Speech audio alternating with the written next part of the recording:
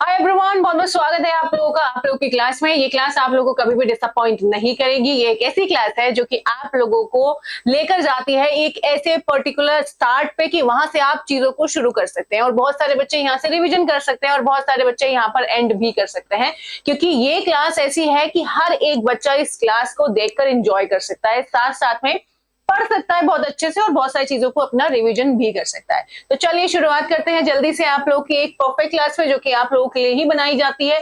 Daily 12 बजे ये class आप लोगों की स्टार्ट होती है। होपिंग कि आप लोग इस क्लास को बहुत एंजॉय कर रहे हैं। बिना समय वेस्ट करें हम लोग चलते हैं जल्दी से अपनी क्लास की तरफ। होपिंग कि आप लोगों को बड़ा अच्छा लग रहा है इस क्लास में आके। और आज हम करने वाले हैं 600 वर्ड्स, 600 वर्ड्स हम लोग करने वाले हैं। मींस उससे पहले हमने 550 वर्ड्स कर लिए हैं। कल भी क्लास थी, अगर आपने क्लास नहीं देखी है तो जाइए क्लास को देखिए, क्योंकि क्लास को देखना उतना ही जरूरी है जितना पीडीएफ लेना। कुछ बच्चे ये सोचते हैं कि मैम पीडीएफ ले लेते हैं, पीडीएफ लेने के बाद क्लास देखने की नीड नहीं है। देखो, हर एक चीज की अपनी इंपॉर्टेंस है।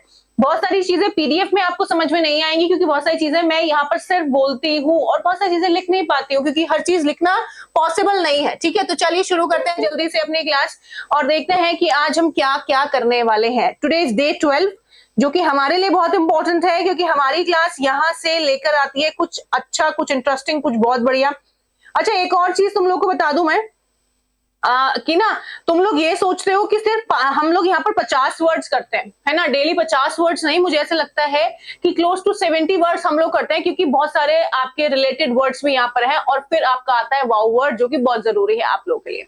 तो चलिए, डे 12 डेज वाला है आज। 15 to 12 मतलब 600 वर्ड्स आज हम लोग करने वाले हैं। ये 600 वर्ड्स आप लोगों के पास होने चाहिए। पीडीएफ में ये मैं आप लोगों को टेलीग्राम पर इंग्लिश बाय स्वाति तंवर लिखा है ऊपर, यही मेरा टेलीग्राम नेम है, यही मेरा यूट्यूब चैनल नेम है। आप जाकर इसको सर्च कर सकते हैं। ठीक है, पहला वर्ड है आपका स्ट्राइड। स्ट्राइड वर्ड है ये एसएससी सीजीएल 2025 के क्वेश्चन पेपर से लिए गए सारे के सारे वर्ड्स हैं। ये वर्ड्स आपके सिर्फ साइनो एंटो से नहीं, पूरे पेपर से डिफिकल्ट वर्ड निकाल के इस पर्टिकुलर सेशन को मैं देती हूँ, जिसमें मुझे बहुत टाइम लगता है बनाने में। 2 to 3 आवर्स जाते हैं मेरे इसमें, 2 to 3 आवर्स मेरे इसमें जाते हैं आप लोगों के इस पर्टिकुलर सेशन को बनाने में। और देख लो कितनी हेल्प आप लोगों को यहाँ पर मिलती है। आप लोगों को तो लिखना चाहिए कि ma'am it is very helpful, है ना। अगर जैसे बोलते हैं ना, मजाक मजाक में पढ़ लो, मजाक में नहीं पढ़ सकते कभी भी। या तो मजाक कर सकते हो या पढ़ ही सकते हो। पढ़ाई एकदम सिंसियर तरीके से होती है बच्चों, ठीक है।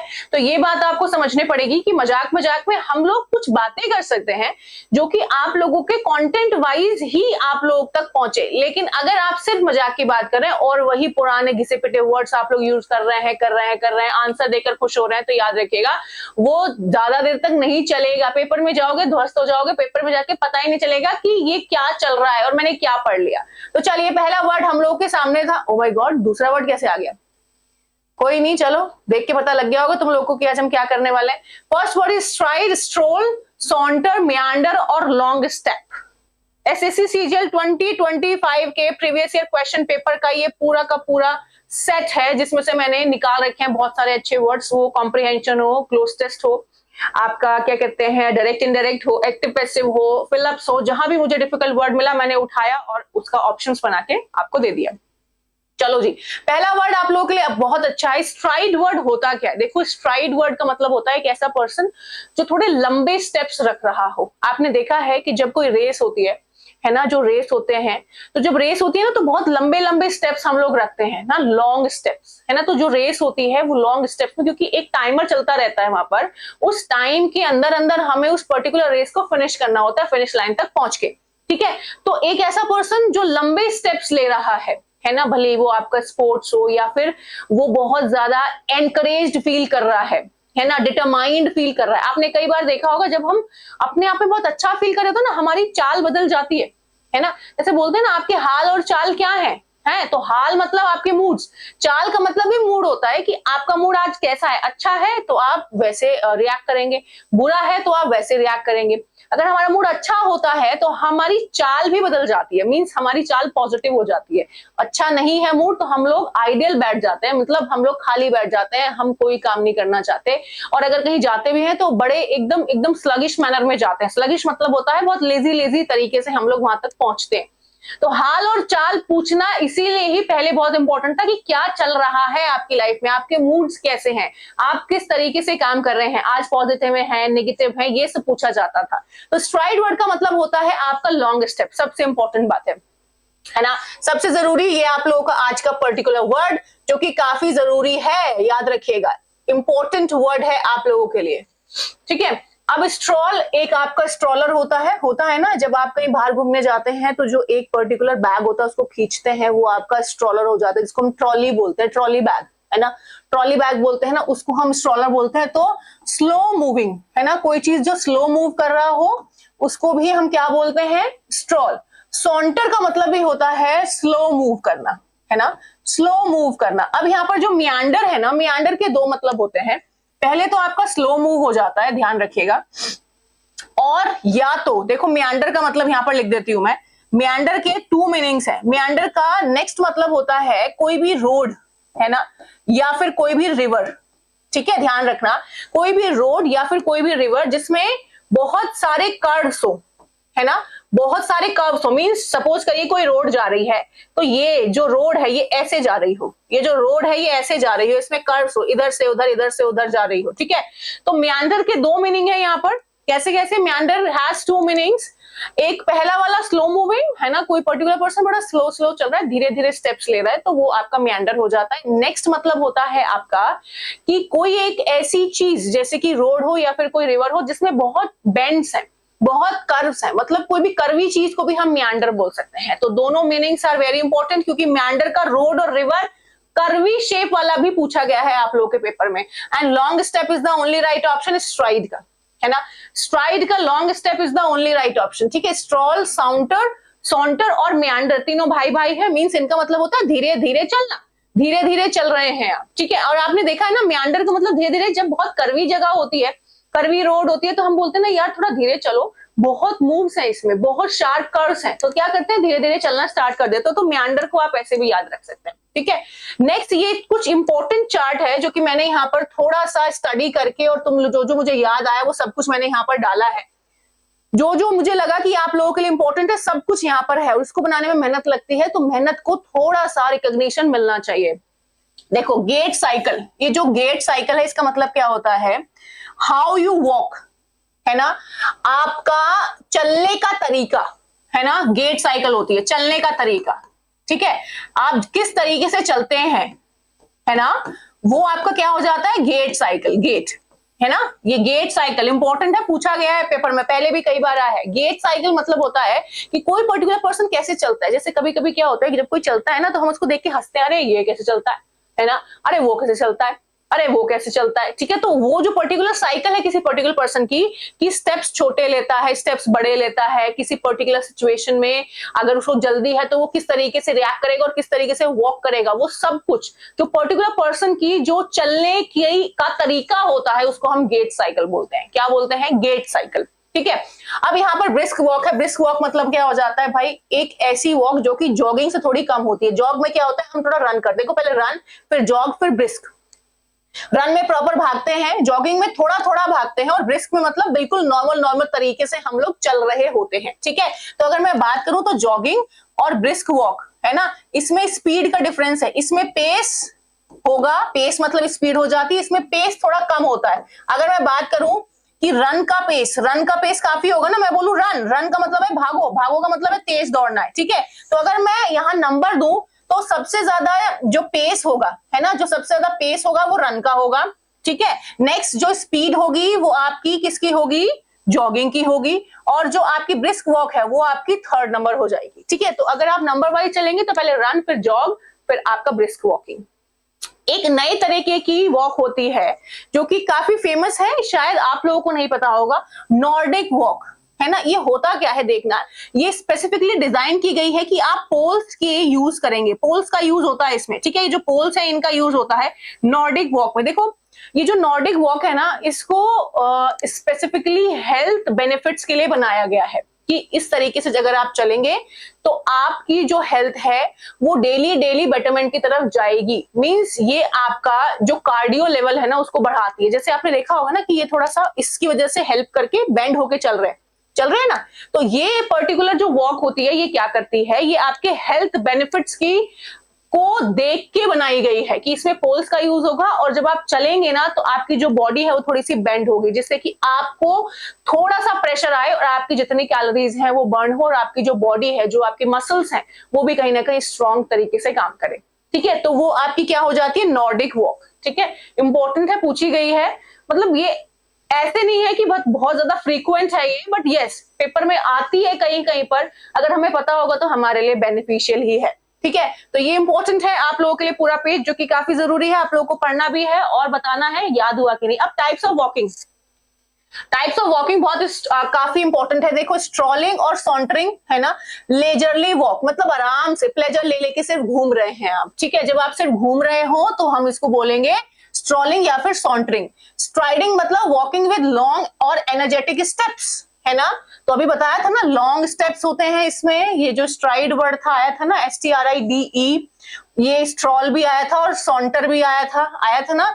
अब स्टॉकिंग का मतलब होता है किसी का पीछा करना, है ना। स्टॉकिंग, पीछा करना किसी का, आप किसी का पीछा कर रहे हैं, स्टॉक कर रहे हैं उसको। ठीक है, अब यहाँ पर स्कलिंग, स्कलिंग का मतलब देखो, स्कल आपकी खोपड़ी होती है ना, SKULL, है ना, SKULL आपकी खोपड़ी हो जाती है। क्या हो जाती है, खोपड़ी क्या होती है, SQULL, स्कल आपकी खोपड़ी होती है। ठीक है, जो आपका हार्ड पार्ट होता है।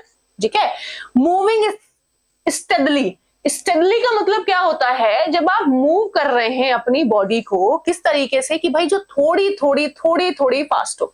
ठीक है, स्टैगरिंग मतलब आपका कि एक ऐसा पर्सन पर्टिकुलरली जो बैलेंस्ड वॉक ना कर रहा हो, कभी इधर गिर रहा हो, कभी इधर गिर रहा हो, कभी इधर गिर रहा हो, कभी इधर गिर रहा हो, है ना। एक ऐसा पर्सन जो लड़खड़ा रहा हो उसको हम स्टैगरिंग बोल सकते हैं। वॉकिंग विद डिफिकल्टी और अनस्टेडली मींस एक ऐसा पर्सन जो बैलेंस्ड वॉक ना कर पा रहा हो, एक ऐसा पर्सन जो कि कभी इधर गिर रहा हो, कभी इधर गिर रहा हो, कभी इधर गिर रहा हो, तो हम उसको स्टैगरिंग बोल सकते हैं। Staggering it's a kind of hidden और सीक्रेट वॉक भी, जो आप चाहते हैं कि सामने वाला को पता ना चले, देख ना पाए, सीक्रेट वॉक भी बोल सकते हैं इसको, है ना। सीक्रेट वॉक, स्कलिंग का मतलब हो जाता है सीक्रेट वॉक, इसका भी ध्यान रखना। ठीक है, तो ये हमने पढ़ लिया, इंपॉर्टेंट ये पढ़ लिया, ये पढ़ लिया, ये पढ़ लिया, ये पढ़ लिया। याद रखना कनेक्टिंग चीजें पूछी जा सकती हैं, तो आपको हर वो एस्पेक्ट पे काम करना है जो कि आप लोगों के लिए इंपॉर्टेंट है।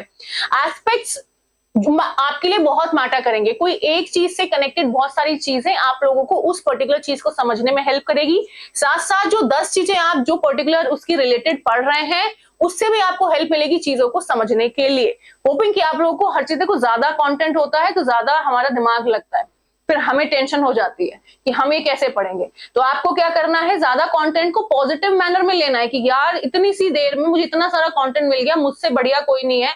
बट ऐसा मत करना कि ये सोचो कि ये कंटेंट सिर्फ मैं रखूंगा, शेयर नहीं करूंगा, है ना। कर भला सो हो भला, ज्यादा ज्यादा शेयर करना है क्लास को, ज्यादा से ज्यादा शेयर करना है पीडीएफ्स को, जिससे कि सामने वाला जो बंदा है उसको भी उस चीज का प्रॉफिट मिल सके। आप लोग अपना अच्छा सोच रहे हैं, दूसरे का अच्छा सोचेंगे तो तुम्हारा अच्छा ऑटोमेटिकली ज्यादा अच्छे में कन्वर्ट हो जाएगा। ठीक है, याद रखना। नेक्स्ट नंबर है podium.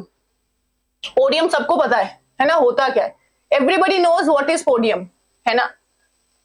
Everybody knows what is podium. Podium होता क्या है, जैसे कि हमें पता है भाई हम कॉलेजेस स्कूल्स में जाते हैं, कोई हमारा इवेंट होता है, कोई फंक्शन होता है, तो एक पर्टिकुलरली स्टैंड टाइप होता है जो कि पर्टिकुलर पर्सन को एलिवेट कर देता है। मींस अगर सपोज करिए कि वहां पर 100 लोग बैठे हुए हैं, तो मेरा एक पर्टिकुलर ऐसा स्टेज होगा जिसमें मैं आऊंगी और वो जो पर्टिकुलर पर्सन स्पीच दे रहा है उसको एलिवेट कर देता है, मतलब उसको थोड़ा सा ऊंचा उठा देता है, बढ़ा देता है और पता चलता है कि यही मेन पर्सन है जो कि स्पीच दे रहा है। ठीक है, तो पोडियम वो हो जाता है। अब इसमें से कौन सा आंसर लिखूं, important, rooster, rostrum, roster, roster, सारे तो आर है। अब कितना मुश्किल होगा मेरे लिए आर का समझना। ट्रिपल आर मूवी देखी है ना आपने, तो कोई बात नहीं भी देखी है तो भी चलेगा। ये देखो ऐसे ऐसे समझना इसको। पोडियम आपको सबको पता है क्या होता है, ठीक है। Rostrum is the only right option. देखो सीजीएल है तो थोड़े डिफिकल्ट ऑप्शंस होंगे, तो आप लोगों को अपने आप को सीजीएल के लिए ही प्रिपेयर करना है जिससे कि हर चीज आप कवर अप कर पाए। रोस्ट्रम, रोस्ट्रम ये आपका हो गया जो कि आंसर है। रूस्टर होता है आपका मुर्गा, मुर्गे की फैमिली का ही एक मुर्गा, है ना। मैं बताऊंगी डिफरेंस क्या होता है। रूस्टर होता है मुर्गा, मुर्गे की फैमिली का ही एक मुर्गा, है ना। तो फैमिली में अलग अलग चीजें भी तो होती हैं। रोस्टर कौन होता है? जो फूड को रोस्ट करे, फूड को, है ना, जैसे मुर्गा हो, मीट हो, उसको रोस्ट करने वाला। रोस्टर कौन होता है? स्केड्यूल, है ना, जो स्केड्यूल बनता है। जैसे मैं बोलूं कि भाई मेरा रोस्टर बना दो कि कब कब मेरी सुबह वाली क्लास होनी है, 6G स्पीड वोकैबुलरी कब कब होनी है, तो मेरा बना दो रोस्टर कि 12 बजे डेली क्लास होगी और सैटरडे संडे होगी कि नहीं होगी, तो पर्टिकुलर रोस्टर कि कब कौन काम करेगा, कब कितनी क्लासेस होंगी, कौन सी क्लास कब होगी, this it's a kind of schedule जो पूरे वीक का बनता है, तो वो आपका रोस्टर हो जाता है। ठीक है, अब ये देखो ये स्टेज है। अब आप बोलोगे मैम ये जो स्टेज है ये तो पोडियम नहीं है, ठीक है, तो मैं आप लोगों को बताती हूं कि रोस्ट्रम और पोडियम में डिफरेंस क्या होता है। ठीक है, पहले इसको देखते हैं। दिस इज पोडियम बच्चों, दिस इज पोडियम। ठीक है, ये आपका पोडियम है जो एक स्मॉल चीज होती है जो कि एलिवेट करती है किसी पर्टिकुलर पर्सन को जो स्पीच दे रहा हो। लेकिन ये एक ऐसा स्टेज है जो थोड़ा लंबा होता है, जिसको हम लार्ज बोल सकते हैं, है ना, लार्ज बोल सकते हैं। जो लार्ज स्टेज होता है उसको हम रोस्ट्रम बोलते हैं। तो दोनों में थोड़ा सा डिफरेंस है, बट होती दोनों स्टेज ही है। ठीक है, जो स्मॉल स्टेज होगी उसको हम पोडियम बोल सकते हैं, जो एलिवेट करता है उस पर्टिकुलर पर्सन की हाइट को या उस पर्टिकुलर पर्सन को फोकस कराता है कि ये पर्टिकुलर पर्सन है जो कि स्पीच देने वाला है। रोस्ट्रम होता है एक लार्ज स्टेज, भले ही वो एलिवेट करे ना करे, उतना एलिवेट करे ना करे, बट एक लार्ज स्पेस होता है जिसमें वो हम रोस्ट्रम बोलते हैं। ठीक है, क्या बोलते हैं? रोस्ट्रम बोलते हैं। तो इंपॉर्टेंट है याद रखना। ये पोडियम हो गया, ये रूस्टर हो गया। अब देखो जो मुर्गा होता है ना, मुर्गे के सर पे इतनी बड़ी सी एक क्राउन नहीं होती। तो जो रूस्टर और जो मुर्गा होता है उसमें डिफरेंस क्रिएट अगर आपको करना है तो हेन जो होता है उसके सिर पे ऐसे छोटा सा होता है।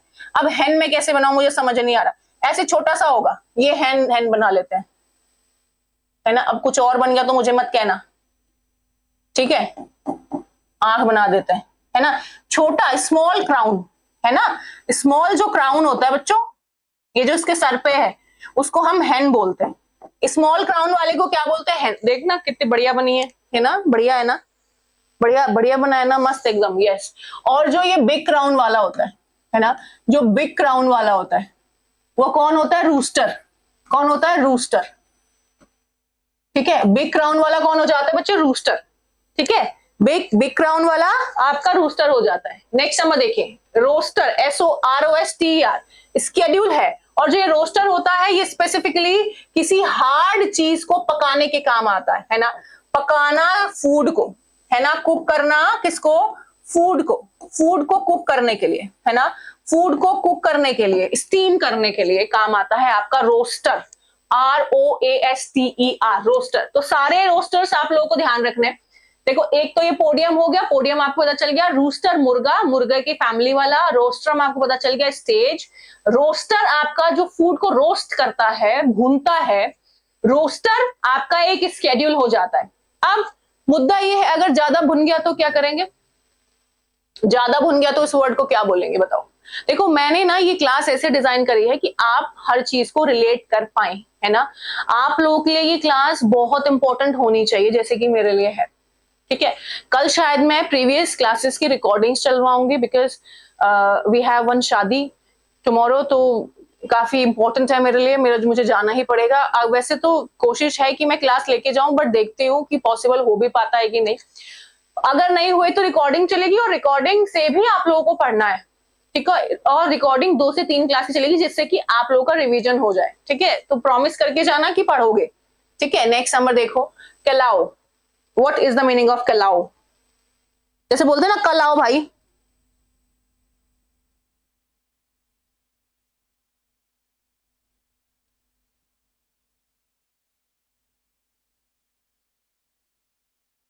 जैसे बोलते हैं ना आज ये काम मत करो कल आना, ठीक है। तुम्हारे बस की ये काम नहीं, कल आइयो, है ना। जैसे सपोज करिए कोई काम मांगने गया, नौकरी मांगने गया, अब उसको आता कुछ है नहीं लेकिन उसको नौकरी चाहिए, तो हम क्या बोलते थे? भाई कल आइयो, थोड़ा थोड़ा सीख के आइयो, है ना, थोड़ा सीख के आइयो, कल आइयो, है ना।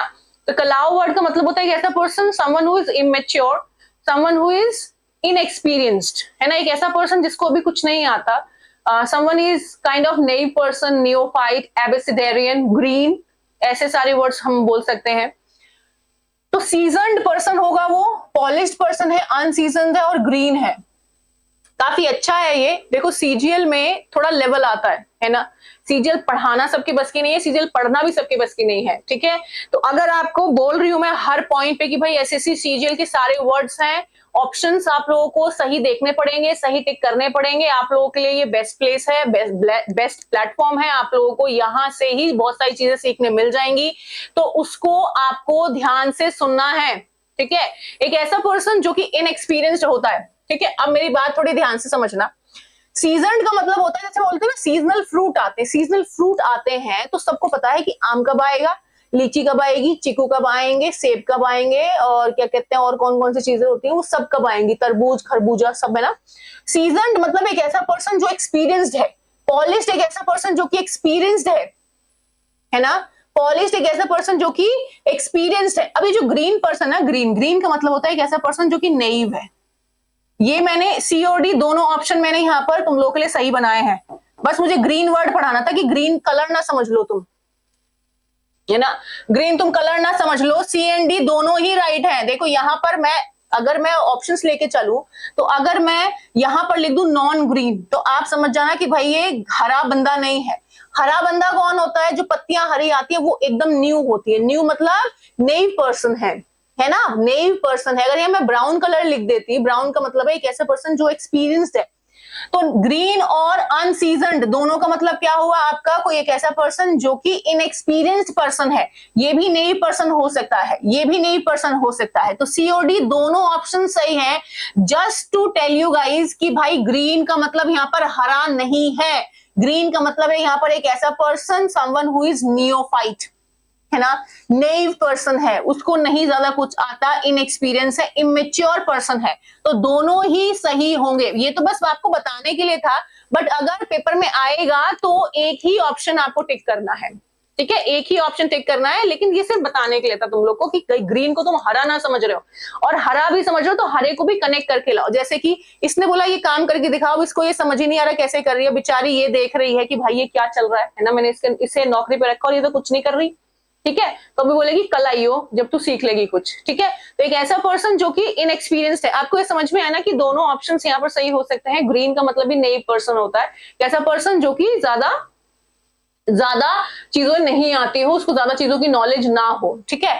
अब अगर मैं बोल रहा हूँ कलाउ वर्ड, एक ऐसा पर्सन जो कि इनएक्सपीरियंस्ड है, तो उसके लिए एक काफी फेमस ईडम फ्रेज है ना, एक काफी फेमस ईडम फ्रेज है किसका, कलाउ वर्ड का, जिसको हम क्या बोलते हैं, वेट बिहाइंड द ईयर्स। जैसे आपको पता है ना, जब भी कभी हम जैसे सपोज करिए ये पर्टिकुलर पर्सन है ना, इसको कोई काम दे दोगे, है ना, तो क्या आ जाएंगे, उसको पसीने आ जाते हैं ना, ये करने में, फाइंड आउट कैसे ये काम करूं।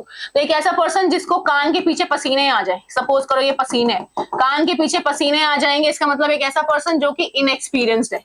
कैसा है, इनएक्सपीरियंस्ड। क्योंकि कोई काम जब हमें बोला जाए करने के लिए और हमसे ना आए तो हमें घबराहट हो जाती है, फिर हमें पसीने आने लग जाते हैं, है ना। तो हमें अगर पसीने आ रहे हैं तो हम क्या बोल रहे हैं, behind the weight behind the years. ये देख रहे हो, ये पर्टिकुलर पर्सन ऐसा जिसको सब पता है, क्योंकि इसकी चाल ढाल बता रही है कि he is an experienced person. ये बेचारा ऐसे, इसको ग्लास ही पकड़ने नहीं आ रहे, तो इसको हम बोल सकते हैं he is a green person, है ना, he is a green person, ठीक है। Next number everyone, conciliatory, conciliatory, aggravate करना, प्लेकेट करना, कन्फ्रंट करना और rift. conciliatory everyone, conciliatory,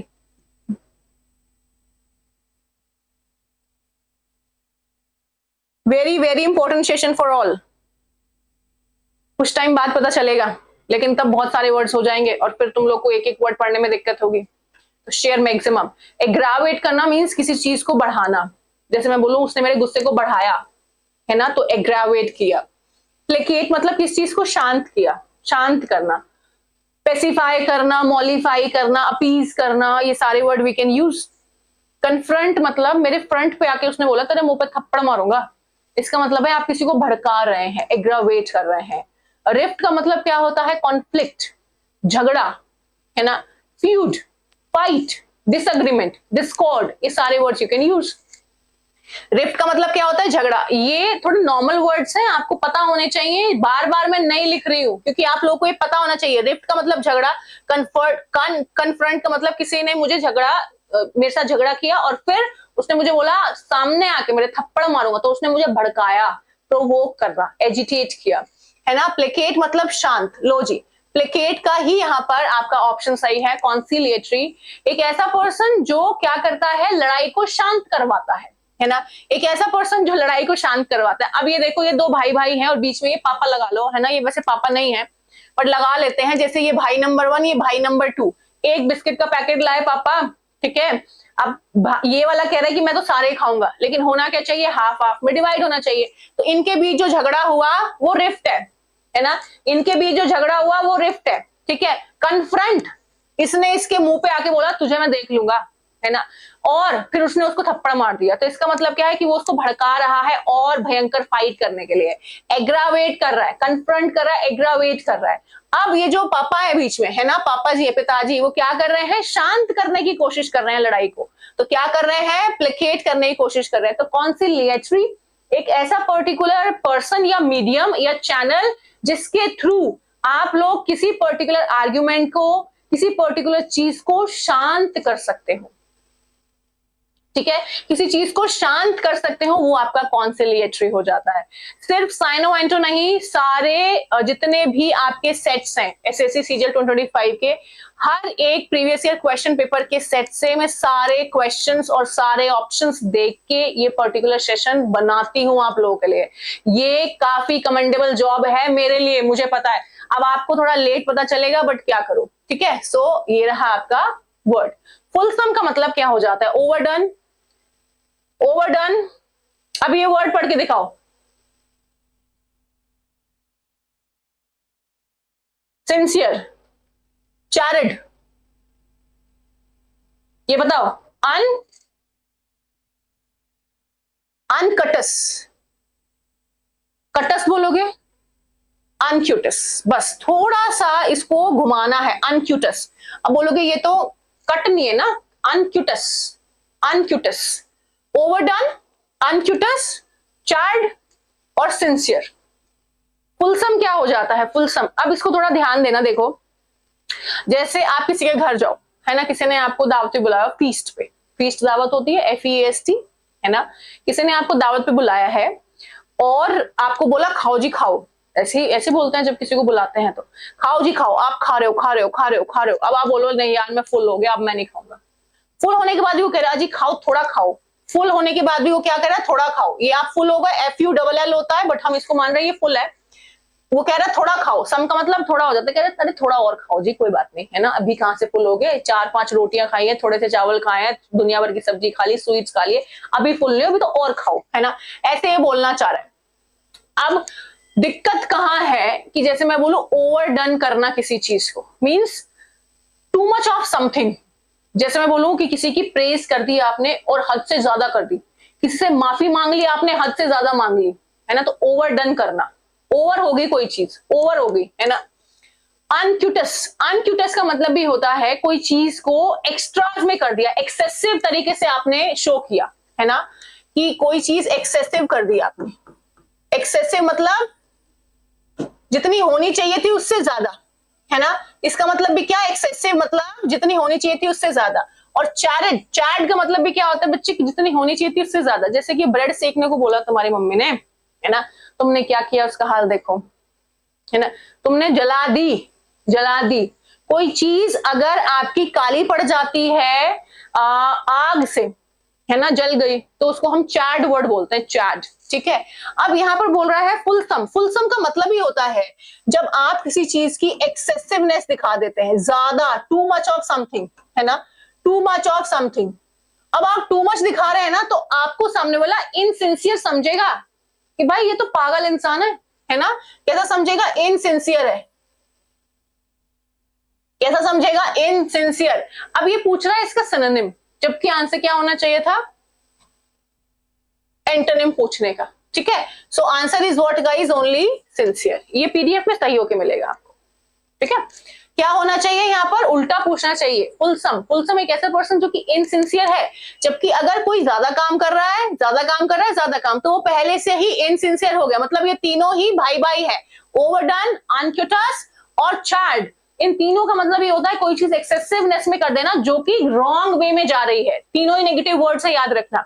overdone, कोई चीज आपने जैसे बोलते हैं ना औकात से फालतू कर देना, है ना, जो मैटर है उससे ज्यादा कर देना, तो चीजें किस में जाएंगी, नेगेटिव सेंस में जाएंगी। वैसे ही अनक्यूटस है, ज्यादा कर देना, जितना होना चाहिए उससे बहुत ज्यादा, और साथ साथ चैड वर्ड भी जो करना चाहिए उससे बहुत ज्यादा। ठीक है, तो यहाँ पर आंसर होना चाहिए सिंसियर, लेकिन उल्टा पूछना चाहिए उसको, सिनोनिम नहीं। सिनोनिम पूछेगा तो सारे हो जाएंगे, है ना।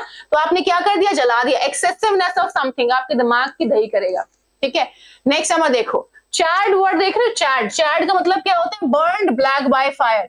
अगर कोई चीज आपकी जल जाती, मैंने बताया था ना अभी, चैड का मतलब ही होता है कोई चीज अगर आपकी आग से जल गई है तो चैड वर्ड यूज करिए। ये तो आप बहुत यूज कर सकते हैं अपनी अपने किचन में। बहुत बार बहुत सारी चीजें जल जाती हैं तो ऐसे बोल सकते हैं द मीट वॉज चैड, है ना। या फिर द ब्रेड इज चैड, जो ब्रेड है वो कैसी है, जली हुई है। तो बर्न बाय फायर, है ना, बर्न ब्लैक बाय फायर, कोई चीज एकदम काली पड़ जाए, देख रहे हो, चैट वर्ड। ये तो बहुत यूज कर सकते हो अपने किचन में। अपनी मम्मी को सिखाओ, मम्मी कोई चीज जल गई तो ये यूज करो। ठीक है, स्टिफल्ड, स्टिफल्ड का मतलब बताइए, what is the meaning of stifled. Stifled everyone, stifled वो अनसीजन और ग्रीन वाला ध्यान रखना, दोनों ऑप्शंस हैं, फिर कह रही हूं मैं, गलती मत करना। स्टिफल्ड, सफोकेट, वेंटेड, लेट आउट और एयर्ड। स्टिफल्ड का मतलब ही होता है दम घुटना, प्रॉपर हवा ना आना। जैसे हम बोलते हैं ना यार बहुत दम घुट रहा है ना, बहुत दम घुट रहा है, हवा नहीं आ रही, सांस नहीं आ रही। ठीक है, वेंटिलेशन और वेंटेड, हवा आना। लेट आउट, हवा आना, भगने दो, जाने दो, हवा आने दो। एयर्ड, हवा आने दो। सफोकेट, सफोकेशन मतलब जब जहां पर कोई चीज क्लोज्ड हो, है ना। जैसे कि मैं पहले शायद मतलब हुई थी, अब पता नहीं होगी नहीं, क्योंकि मैं कहीं जाती तो होने, तो मुझे नहीं पता ये मेरा बिहेवियर चेंज हुआ कि नहीं। I was claustrophobic. क्लॉस्ट्रोफोबिक मतलब एक ऐसा पर्सन जिसको कम जगह में और संकरी जगह में जाके दम घुटना स्टार्ट हो जाता है।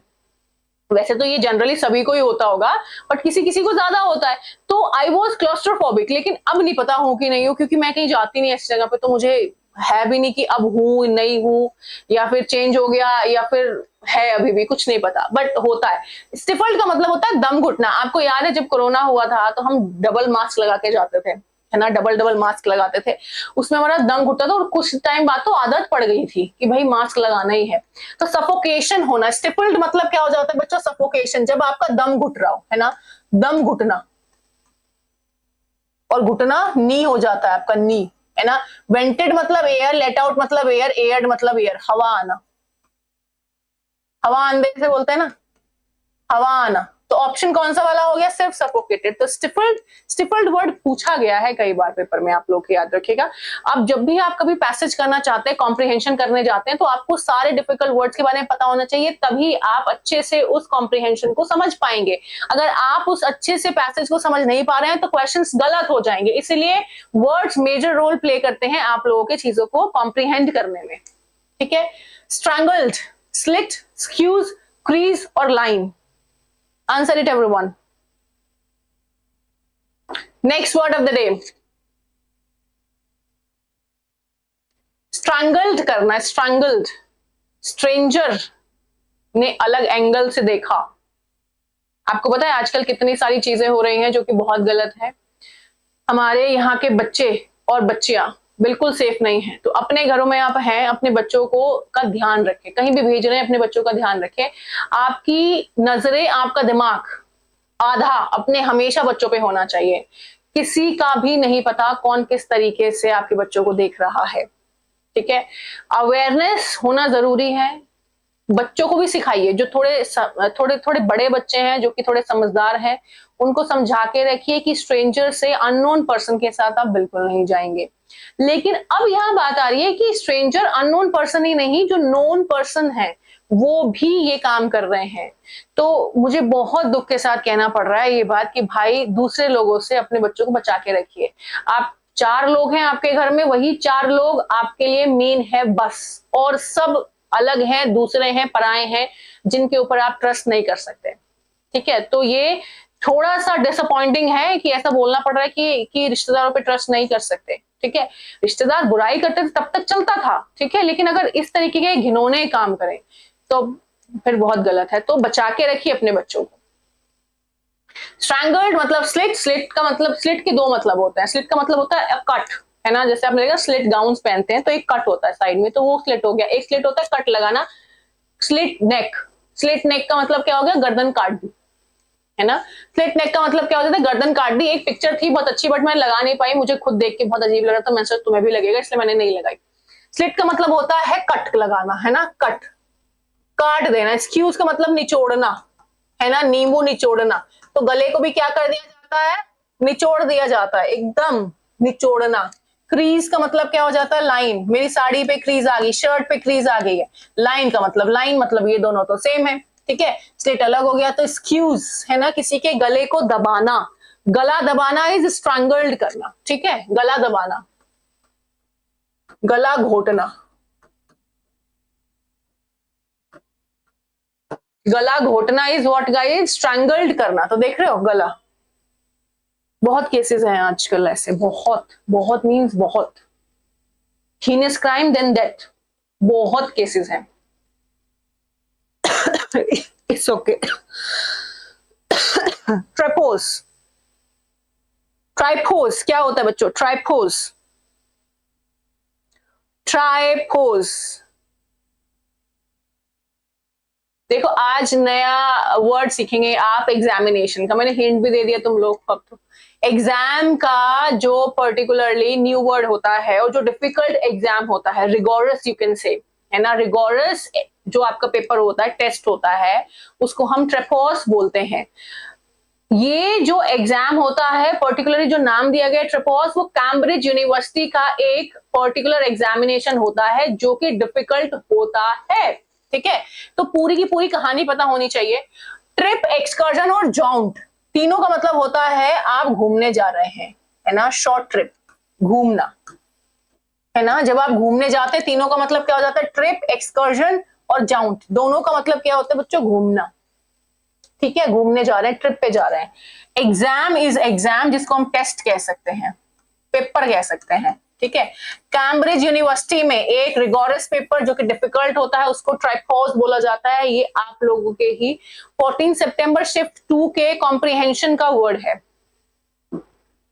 14 सितंबर शिफ्ट 2 के कॉम्प्रिहेंशन का वर्ड है ये ट्राइपोज, जिसका मतलब होता है एग्जामिनेशन, ठीक है। और ये तीनों का मतलब होता है आपका क्या, घूमना फिरना, ट्रिप पे जाना, और शॉर्ट ट्रिप, ठीक है। Next number grit. What is the meaning of grit? Grit has two meanings, everyone. Grit has two meanings.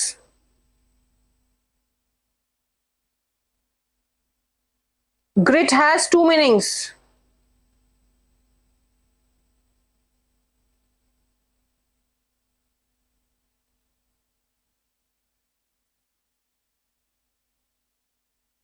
Grit has two meanings.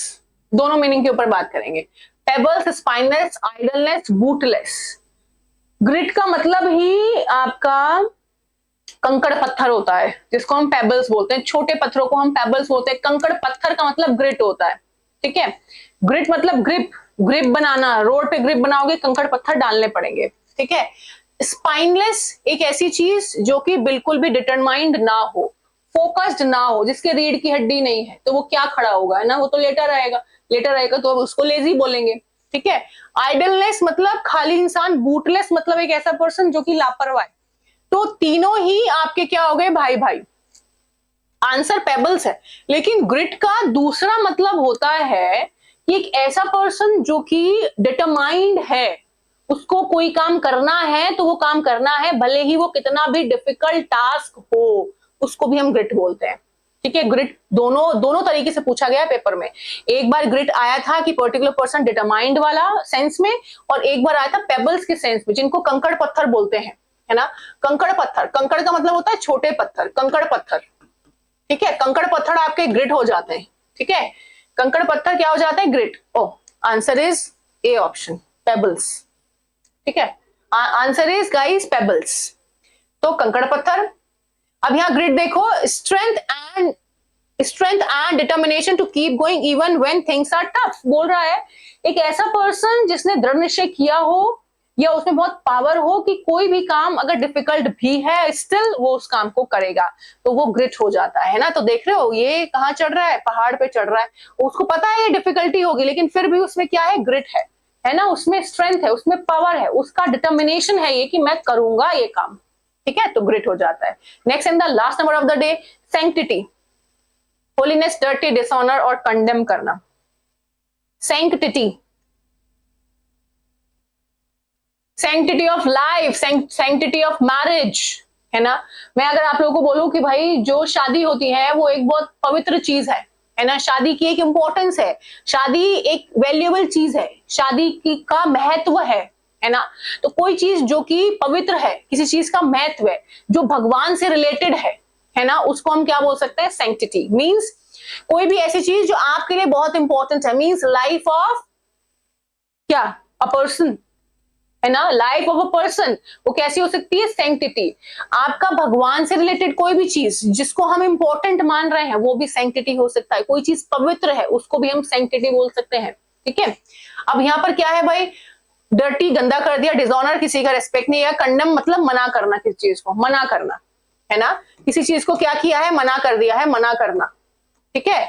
अब होलीनेस मतलब पवित्रता, है ना, तो सैंक्टिटी का मतलब क्या हो जाता है आपका, होलीनेस, पवित्र होना किस चीज का, sanctity of life, importance of life, holiness of life, godliness of life. Godliness का मतलब क्या होता है, भगवान से रिलेटेड कोई भी चीज, है ना। अब नेक्स्ट एंड द लास्ट आपका जो वाओ वर्ड होता है उसको हम लोग देखते हैं कन्वर्सली। कन्वर्सली का मीनिंग क्या होगा, देखो चलो इसको ध्यान से देखते हैं। कन्वर्सली होता क्या है, पढ़ते हैं। देखो कन्वर्सली एक ऐसा वर्ड जिसको हम क्रिया विशेषण बोलते हैं। क्या बोलते हैं, क्रिया विशेषण। वो एडवर्ब की तरह काम करती है ना, क्रिया विशेषण बोलते हैं। हमको आपको पता है ना कि हम हमेशा ग्रामर भी एक पर्टिकुलर लेके चलते हैं, उसको ग्रामर को भी हम खत्म करते हैं। बोल रहा है कन्वर्सली जहां भी आता है तो कभी उल्टे की बात होती है ना, कोई चीज उल्टे की बात कर रहा होता है। जैसे सपोज करिए पहला चीज कोई है वो पॉजिटिव है तो दूसरा नेगेटिव होगा, है ना, पहला नेगेटिव है तो दूसरा पॉजिटिव होगा। तो दो सेंटेंसेस कन्वर्सली को चाहिए क्योंकि ये एक ऐसा पर्टिकुलर क्या कहते हैं कनेक्टर है जो कि एडवर्ब की तरह काम करता है और कॉन्ट्रास्ट में काम करता है, मींस कॉन्ट्राडिक्ट करता है। तो बट इसका सिमिलर हुआ कि नहीं, बिल्कुल हुआ, ठीक है। तो बट और कन्वर्सली हम लोग दोनों को यूज कर सकते हैं एक की जगह पे। अब बोल रहा है यू से the photo is a fake, तुम बोलते हो कि जो फोटो है वो फेक है। कन्वर्सली मतलब इसका उल्टा, ऑन द अदर हैंड, दूसरी तरफ, है ना, दूसरी तरफ अगर मैं बात करूं, दूसरी तरफ जो फोटोग्राफर है ना, दूसरी तरफ जो फोटोग्राफर है वो क्या क्लेम करता है, ये रियल है। तो जब कोई चीज दो, एक पॉजिटिव एक नेगेटिव पॉजिटिव आपके पास आए तो यू कैन यूज कन्वर्सली। ये काफी फॉर्मल वे में यूज किया जाता है, ठीक है। बट को हम इनफॉर्मल में भी यूज कर सकते हैं, लेकिन if you are using conversely तो थोड़ा सा इंपैक्ट पड़ेगा सामने वाले पे कि भाई इसको पता है चीजें, ठीक है। अब कौन कौन सी वर्ड्स आपके बट और कन्वर्सली के जगह पे आ सकते हैं उनको देखते हैं। जैसे बोल रहा है ऑन द अदर हैंड, है ना, दूसरी तरफ, बोलते हैं ना कि भाई दूसरी तरफ, वो ये बोल रहा है, दूसरी तरफ तुम ये बोल रहे हो। इन कॉन्ट्रास्ट, मैंने बोला था ना, कॉन्ट्रास्ट में आता है, कॉन्ट्राडिक्ट करता है। वाइस वर्सा मतलब उधर भी इधर भी, ये ऐसा हो रहा है उधर वैसा। ऑन द कॉन्ट्ररी ये पूछा जाता है। Inversely, conversely, inversely, bye contrast, in contrast, bye contrast, oppositely, contrary wise, important, है ना, द अदर वे और अराउंड और round, the other way around, the other way round और हाउएवर, ठीक है। और यू कैन से बट भी, ठीक है, तो बट भी यूज करिए और हाउएवर हालांकि की तरफ से यूज होता है।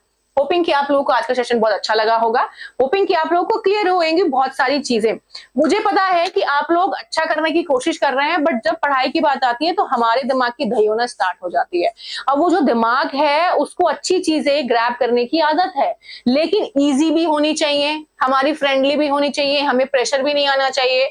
तो कड़ी मेहनत के बिना कुछ भी नहीं होगा। Hard work leads to smart work, ठीक है। कोई ऐसे बोलते हैं कि स्मार्ट वर्क कर लेंगे हार्ड वर्क छोड़ देंगे, हो ही नहीं सकता। आपको जो स्टेप 1 है आपकी लाइफ का, that is only hard work. जब 2-4 साल हार्ड वर्क कर लेते हैं तब हमें स्मार्ट वर्क करना आता है, अब आप बोलोगे 2-4 साल तो नहीं पढ़ना, तो आप लोग रेयर केस हो सकते हो कि 6 महीने हार्डवर्क किया और सिलेक्शन, ठीक है। और उसके बाद बहुत सारी चीजें हमें डिफरेंट तरीके से देखने सुनने को मिलती हैं। आप लोग किसी एक न्यू पर्सन और ग्रीन पर्सन को देखें और एक ऐसे पर्सन को देखें जो कि सीजनड है ना। तो जैसे हम लोग यूज कर रहे हैं सीजन वर्ड, आप भी ऐसे यूज करें, ग्रीन पर्सन और आपका सीजनड पर्सन। तो ग्रीन पर्सन को देखते ही आप पता लगा लेंगे भाई इसे कुछ नहीं आता, और जो सीजन पर्सन है आप उसको देख के पता लगा लेंगे इसको सब कुछ आता है या फिर थोड़ा बहुत आता है। तो आप लोगों को ध्यान रखना है कि आपको अपनी लाइफ को ऐसे ही स्मूथली और बढ़िया तरीके से चलाना है। सबसे इंपॉर्टेंट है खुश रहना है, क्योंकि फिजिकल और मेंटल बॉडी आप लोगों की बहुत अच्छी होनी चाहिए, दोनों कनेक्टेड हैं। अगर आप ये सोच रहे हैं मेंटली मैं कुछ भी करता रहूं बॉडी मेरी चलती रहेगी, नहीं हो सकता। आप ये सोच रहे हैं कि बॉडी मेरी खराब रहे मेंटली करता रहूंगा, नहीं चल सकता। इसलिए मेंटल लेवल भी बहुत अच्छा होना जरूरी है। मेंटल लेवल हमें पता ही नहीं चलता कब खराब होता है कब नहीं होता, तो हम उस पर ज्यादा ध्यान भी नहीं दे पाते। तो आप लोग को ध्यान देना है, ठीक है। होपिंग कि आप लोग सब बात समझते हैं मेरी, जो मैं लाइव एग्जांपल्स देती हूँ आप लोगों को, और जो लाइफ को लीड करने वाली चीजें होती हैं उसके बारे में मैं आप लोगों को कहीं ना कहीं बताने की कोशिश करती हूँ। तो होपिंग कि आप लोग सब सीख रहे हैं मुझसे, ठीक है। तो जहां जो अच्छा मिले वहां से सीखो, ठीक है। जहां जो बढ़िया मिले वहां से सीखो, जहां जो मिल रहा है, जहां तुम पढ़ रहे हो पढ़ते रहो। यहाँ भी पढ़ना बहुत जरूरी है, क्योंकि यहाँ सबसे अलग तुम लोग को मिलने वाला, और वो कुछ दिनों बाद तुम लोग को रियलाइज होगा। Hope this helps to everyone. Thank you so much guys, take care, जय श्री राम।